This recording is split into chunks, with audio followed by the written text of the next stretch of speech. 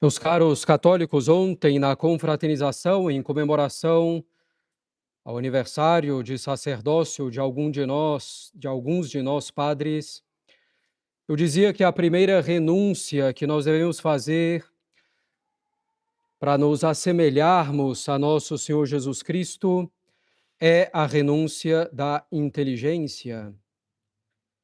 E aqui, claro, nós falamos de renúncia num sentido de submissão, de adesão total à verdade, que é Deus, que é nosso Senhor Jesus Cristo, verdade que é o ensinamento de nosso Senhor Jesus Cristo. E, na realidade, o maior bem que nós podemos fazer à nossa inteligência é essa renúncia para nos submetermos à verdade, verdade com V maiúsculo, Deus, nosso Senhor, sua doutrina, a verdade contida na lei natural, na criação, tal como Deus a fez, verdade contida na revelação divina. É o maior bem que nós podemos fazer para a nossa inteligência e é a coisa mais inteligente que nós podemos fazer. Porque querer se revoltar contra a verdade, lutar contra ela, querer não nos submeter a ela é uma grande tolice, e a primeira tolice, a maior delas. A inteligência é essa faculdade feita para conhecer a natureza das coisas, para conhecer a razão das coisas, para conhecer a verdade, enfim, é a faculdade que, ao final das contas, vai guiar toda a nossa vida. É, portanto, a coisa mais inteligente e a melhor coisa que nós podemos fazer. Aderir sem nenhuma reserva à verdade.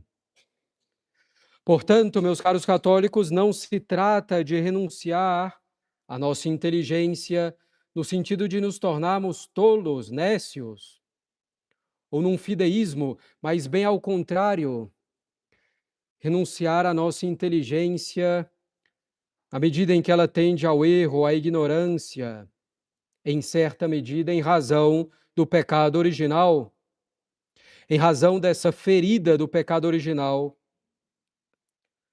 Não estamos falando de uma abdicação irracional da inteligência, mas da submissão humilde da inteligência à verdade conhecida, à verdade revelada por Deus, a verdade também natural.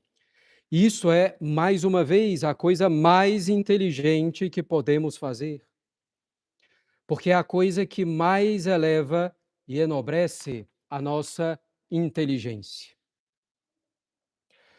A nossa inteligência, meus caros católicos, é capaz de reconhecer a existência de Deus. Em particular, pelo princípio de causalidade, remontando as causas, uma por uma, das coisas. Costumo dizer que se nós adultos tivéssemos paciência para responder verdadeiramente às perguntas das crianças, por que isso? Por tal motivo. Por que tal motivo? Por tal outro motivo. E por que tal outro motivo? Nós chegaremos, então, à única resposta possível no final dessa cadeia, que é Deus, a causa de tudo. Remontando, então, as causas, nós chegamos à necessidade de haver uma causa primeira, não causada, um motor imóvel, quer dizer, um motor que não é movido por outra coisa. Isso é precisamente Deus. Nossa inteligência é capaz de reconhecer isso. E a inteligência dos simples reconhece isso. Um simples agricultor no campo, humilde, lá no fundo do Ceará, da minha família, vendo a criação, é capaz de chegar à conclusão: é preciso alguém, uma inteligência perfeita, um ser todo-poderoso para criar tudo isso e harmonizar tudo isso, do plano mais microscópico possível até o mais amplo de todo o universo. e chega então à conclusão de que Deus existe.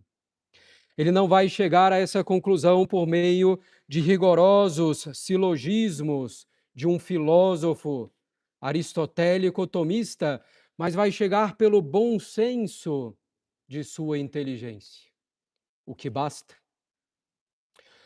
Nossa inteligência, caros católicos, reconhecendo a existência de Deus, reconhece que Deus pode se comunicar a nós e que nós podemos receber essa comunicação de Deus e que nós podemos saber se Deus falou ou não, pois Deus pode provar que Ele nos falou pelos milagres e profecias anexos ao ensinamento. Se Deus ensina algo e liga a esse ensinamento intimamente um milagre ou uma profecia realizada, é porque é Ele que está nos falando. Porque só Deus pode fazer um verdadeiro milagre. Só Deus pode fazer uma verdadeira profecia. Por isso nós vemos nosso Senhor, caros católicos, ao longo do Evangelho todo, a cada página praticamente, realizar milagres, fazer profecias que se cumprem, para provar que o ensinamento dele vem de Deus, para provar que sua missão é divina.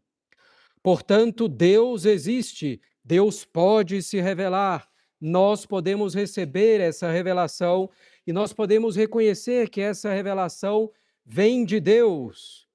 Quando há um milagre ou uma profecia, verdadeiros, unidos intimamente a esse ensinamento, a essa doutrina, porque aí está então claramente o dedo de Deus, que não pode se enganar nem nos enganar. Nosso Senhor, então, provou sua missão divina, provou que ele era verdadeiro Deus e verdadeiro homem. E nosso Senhor, caros católicos, claramente fundou uma igreja. E a fundou sobre Pedro, o primeiro Papa. E como a igreja de Nosso Senhor deve permanecer até a consumação dos séculos, como ele prometeu, e São Pedro ia morrer, era preciso que São Pedro tivesse sucessores. Então, cada Papa, como sabemos e como podemos provar, fundamentados na Sagrada Escritura, na tradição, cada Papa, de fato, é o sucessor de São Pedro, é o chefe visível da Igreja de Nosso Senhor Jesus Cristo, a Igreja Católica Apostólica Romana. Cada Papa é o vigário de Cristo, aquele que fica no lugar do chefe invisível da Igreja, que é o próprio Cristo. E Nosso Senhor, caros católicos, deu à Igreja, na pessoa do Papa, de São Pedro e dos seus sucessores, o Papa, Nosso Senhor deu à Igreja, na pessoa do Papa, a infalibilidade. O Papa não pode errar quando ensina com certas condições, quando ensina matéria de fé e moral, que ensina como pastor de toda a Igreja, como doutor de toda a Igreja, que ensina quando ensina querendo definir uma matéria de fé ou moral, quer dizer, ensinando-a de maneira irrevogável, inapelável, sem recurso possível, querendo encerrar a questão e fazendo isso de maneira clara. É nessas condições, de um modo ou de outro, que o Papa é infalível. Seja sozinho, seja por meio de um concílio, seja em união com os bispos dispersos pelo mundo.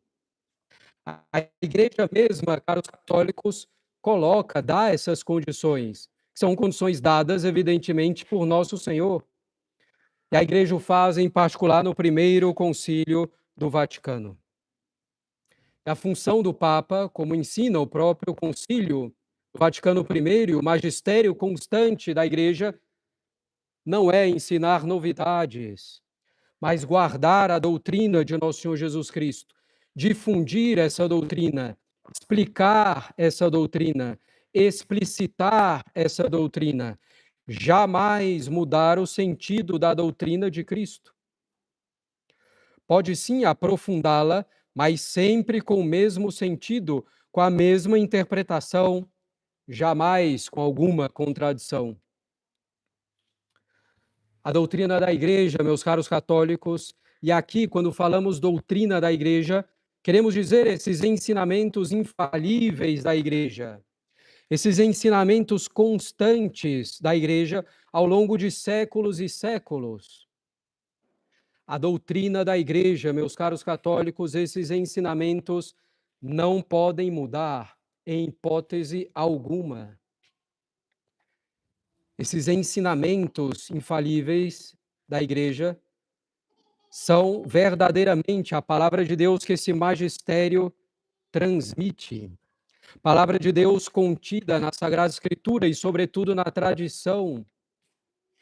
Palavra de Deus que o magistério da Igreja, infalível, constante ao longo dos séculos, transmite. Esta doutrina não pode mudar. A doutrina da Igreja não muda. A natureza humana não muda. E Deus não quer mais mudar. Mesmo elementos que ele poderia querer mudar, como mudou do Antigo para o Novo Testamento. Elementos que não pertencem à sua natureza, à lei natural. Agora é a nova e eterna aliança. Não é mais um ensinamento que é uma prefiguração de outro ensinamento mais perfeito que virá. Não, é a nova e eterna aliança. A doutrina da Igreja, caros católicos, não pode mudar. Peguemos, por exemplo, um caso na história sobre a usura, a cobrança de juros, por assim dizer. Alguém poderia argumentar a doutrina da Igreja mudou, porque hoje ela permite os juros. Não. A doutrina da Igreja não mudou, seus princípios são os mesmos. Mudou, se assim podemos dizer, simplificando um pouco, o sistema econômico. Ele mudou de algum modo, de forma que cobrar juros hoje, se são razoáveis dentro do sistema econômico, não é usura, não é uma injustiça, porque de algum modo mudou o sistema econômico. Mudou como os homens passaram a lidar com esses valores econômicos, com os bens econômicos. Mas a doutrina da Igreja não mudou. Claro, simplificando um pouco o tema, mas a doutrina da Igreja não mudou. Outra situação para exemplificar. A doutrina da Igreja sobre a indissolubilidade do matrimônio não mudou. As causas de nulidade propriamente ditas do matrimônio não mudaram.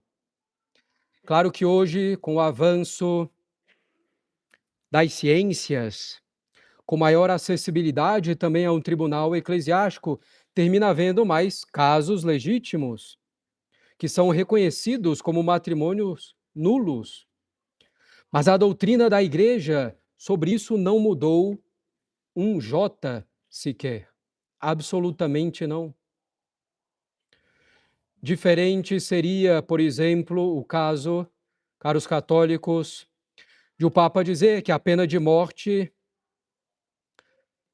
é permitida em algumas circunstâncias, com algumas regras, por certos motivos, que a Igreja sempre ensinou, aliás, constantemente, que a pena de morte é permitida, com algumas circunstâncias, com algumas regras, o motivo proporcional. Mas seria diferente depois dizer que ela jamais pode ser permitida em hipótese alguma, como se fosse intrinsecamente má. Isso seria falso, seria mudar a doutrina da Igreja. Se um Papa dissesse hoje, na maioria dos casos, na maioria das circunstâncias, talvez não seja a melhor pena, não seja simplesmente a melhor solução, a pena de morte, não seria mudar a doutrina da Igreja, mas considerar as circunstâncias atuais para ver como aplicar os mesmos princípios, a mesma doutrina. Mas, caros católicos, não se pode contradizer aquilo que a Igreja já ensinou e de maneira tão clara e constante ao longo dos séculos, em todo orbe, infalivelmente. Por exemplo, sobre a desejável união entre a Igreja e o Estado, quando isso é possível. Sobre o fato de que fora da Igreja Católica Apostólica Romana não há salvação. Nada disso pode ser mudado. Infelizmente, caros católicos, nós vemos com perplexidade algumas situações em que há um ensinamento aparentemente ou de fato contrário àquilo que já foi definido antes, infalivelmente, contrário àquilo que foi ensinado pela Igreja constantemente ao longo dos séculos.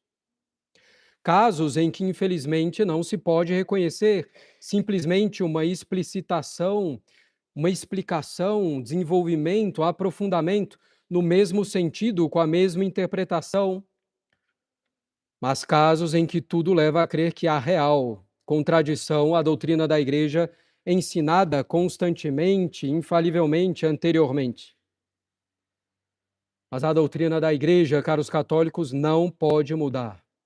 Claro que é um tema muito mais complexo para se abarcar do que em um simples sermão. Mas quando falamos da doutrina da Igreja, não falamos de um ensinamento ou outro solto, o mesmo ensinamento durante um certo tempo somente, mas um tempo relativamente curto na história de toda a Igreja. Esses ensinamentos não infalíveis, como o próprio nome diz, podem conter erros. Aos ensinamentos não infalíveis, damos nossa adesão da inteligência e da vontade, condicionalmente, quer dizer, desde que não haja um ensinamento já definido pela Igreja anteriormente, ou desde que não haja algo contrário à lei natural. Já falamos disso em outros sermões. Pode haver, em atos ou formulações do magistério não infalível, afirmações difíceis ou mesmo impossíveis de conciliar com a doutrina já proposta infalivelmente. Nesse caso, a adesão devida não é absoluta e deve-se permanecer fiel ao ensinamento constante e definitivo da Igreja. Atos do magistério não infalível podem conter erros, até mesmo sérios, sem que isso destrua, atinja de nenhum modo a indefectibilidade da Igreja, porque a Igreja não está precisamente no magistério não infalível, ela não está propondo tal ensinamento como definitivo, irreformável, pertencente à fé e à moral. Desse modo, ela não obriga a adesão a um erro. Os caros católicos, quando falamos doutrina da Igreja, é a doutrina infalível, a doutrina constante de papas e mais papas ao longo dos séculos, pelo mundo todo, ou então definida solenemente. Essa doutrina não pode mudar, porque se essa doutrina pudesse mudar, nada faria sentido. Ontem era A, hoje é o contrário de A, amanhã é mais ou menos A. Depois de amanhã é mais A, depois de amanhã é menos A. Quer dizer, qual seria o sentido disso? Se a doutrina da Igreja pudesse mudar, então cada um pode, ao seu bel prazer, criticar a doutrina da Igreja, porque ela vai mudando e vai mudando assim. Alguém critica, a autoridade pensa e sai o ensinamento para aquele momento, como se fosse uma dialética hegeliana. Tem a tese que vem do magistério, a antítese, ou uma antitese que vem do povo e, finalmente, a síntese. E a doutrina vai mudando para se adequar ao tempo presente. Se a Igreja, meus caros católicos, existisse para se adequar ao tempo presente, qual seria a necessidade da existência da Igreja? Nenhuma, absolutamente nenhuma. A Igreja existe, foi fundada por Nosso Senhor para, no tempo presente, levar as pessoas a Cristo, a doutrina imutável de Cristo. Cristo que é o mesmo ontem, hoje, amanhã, sempre, por todos os séculos dos séculos. A doutrina da Igreja não pode mudar, senão não faz sentido. Seria irracional e ilógico. Porque se aqueles que dizem que a doutrina católica pode mudar, criticam a doutrina do passado constante da Igreja, definida, inclusive, infalivelmente, solenemente em tantos casos, porque agora alguém não pode criticar a doutrina presente? É contraditório, é ilógico, é irracional. É uma contradição total afirmar que a doutrina da Igreja pode mudar e depois querer proibir qualquer tipo de observação, de crítica sobre ensinamentos atuais e não infalíveis. A verdade, caros católicos, mais uma vez, é que a doutrina da Igreja não pode mudar. Entendemos aqui doutrina da Igreja nesse sentido um pouco mais estrito. Doutrina infalível da Igreja, declarada como tal solenemente, ou infalível por essa constância no tempo, no espaço, pelo peso dado pelos papas ao longo de séculos e séculos. Magistério ordinário infalível do Papa e do Papa com os bispos espalhados pelo mundo, enfim. Esse é o entendimento, caros católicos, que nós temos que ter da doutrina da Igreja. É essa adesão que a nossa inteligência deve dar à doutrina católica imutável. Não pode haver um desenvolvimento da doutrina católica, da moral católica, do dogma católico, da liturgia católica, que contradiga o que havia antes, os princípios de antes, o entendimento de antes. Seria falso, será sempre falso. Como católicos, cada um de nós, na sua posição, na sua simplicidade, na sua humildade, deve aderir a essa doutrina católica constante, imutável, contida nos catecismos tradicionais, nas encíclicas dos papas ao longo dos séculos. Não se pode aceitar novidades que mudam a doutrina católica. E nada disso, caros católicos, é de nenhum modo orgulho, revolta, arrogância, livre exame. É primeiro usar a nossa inteligência, usá-la como a Igreja nos manda que a utilizemos. Isso é docilidade, submissão e sentir com a Igreja, pois esse é o ensinamento da Igreja sobre o seu próprio ensinamento. Devemos então, meus caros católicos, rezar muito pela nossa Igreja, que tem sua parte divina, mas tem também sua parte humana. A Igreja que passa por uma paixão, está claro. E rezar muito pelo Santo Padre, o Papa Leão XIV. Aproveitemos para rezar muito pelo Papa nesse dia e nessa oitava, digamos assim, da festa de São Pedro e São Paulo. Rezar muito pela nossa Santa Igreja Católica Apostólica Romana. Sermos fiéis à Igreja, sermos fiéis da Igreja, na Igreja, pela Igreja, até o fim. Na doutrina da Igreja constante, na doutrina da Igreja imutável, na nossa humildade, respeitando a autoridade com total obediência, nos limites da obediência devida. E como padres, meus caros católicos, é o nosso primeiro dever ensinar a doutrina católica, ensinar a verdade da fé, da moral. Porque da doutrina tudo mais decorre. A moral, a cultura, tudo mais, a vida na família, na sociedade, uma verdadeira e boa política, que hoje já não existe. Tudo decorre da doutrina católica imutável, constante, do ensinamento de nosso Senhor Jesus Cristo. Peçamos, portanto, a Deus, meus caros católicos, a graça de humildemente, no nosso devido lugar, aderirmos serenamente, mas firmemente, incondicionalmente, à doutrina católica imutável, infalível. Em nome do Pai, do Filho e do Espírito Santo. Amém.